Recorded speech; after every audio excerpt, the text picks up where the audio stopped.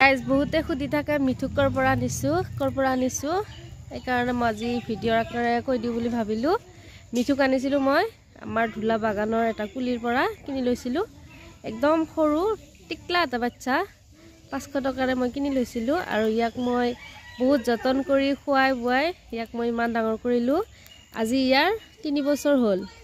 এতিয়ালৈকে সি উৰিব নোৱাৰে, উৰিব পাৰে একচুৱেলি, কিন্তু সি উৰি নাযায়। কিয় বা মই বহুত এৰি থৈ দিওঁ, কিন্তু সি নাযায়।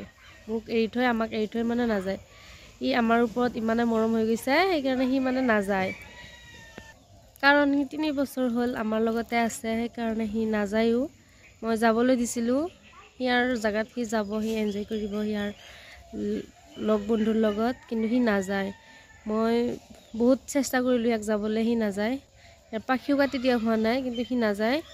মোৰ ঘৰতে থাকে আৰু বহুতে সুধি থাকে যে মিঠু এটা পালে ভাল আছিলে, আমি পালিম বুলি। কিন্তু এটা কথা কি, বহুতে নোৱাৰিব চাগে এনেকুৱা যতন কৰিবৰ কাৰণে। এনেই লৈ বাচ্চাটো মাৰি পেলাই লাভ নাই, কাৰণ পোৱাও নাযায় যিহেতু।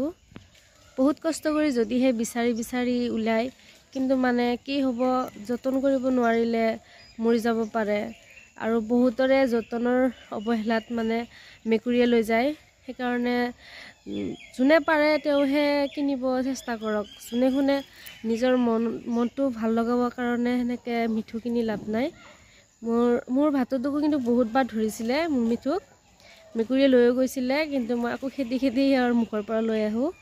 কাৰণ যিটো আমাৰ কপালত আছিলে আৰু এতিয়াও আছে, এতিয়া সিয়াৰ 3 বছৰে হৈ গ'ল, কিন্তু সি এতিয়ালৈকে ভালে সুস্থত আছে। সি কিন্তু বহুত বেমাৰো হৈছে সিয়াৰ, কিন্তু সিয়াক তথাপি ঔষধ পাতি খুৱাই সিয়াক যতনত ৰাখিছোঁ, সেইকাৰণে সি টিকলা হৈ আছে। আৰু আছিলে আমাৰ ঘৰত আৰু 2জনী আছিলে, বাবলি আৰু মুনু। সিহঁত 2টা উৰি গুচি গ'ল, সেইকাৰণে মানে এতিয়া মিঠু আছে।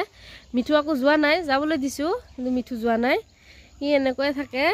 ই আকৌ মালিককহে বেছি ভাল পায়, মোক কিন্তু ইমান ভাল নাপায়। মই মানে সি উৎপাত কৰে কাৰণে পিঞ্জিৰাত ভৰাই ৰাখোঁ, সেইকাৰণে সি মানে মোক ইমান ভাল নাপায়। সি মোক দেখিলে খেদিয়ে আহে। আজি মই খাব দিছোঁ কাৰণেহে মোৰ তাত আছে সি ধুনীয়াকৈ, নহ'লে বহুত উৎপাত কৰে।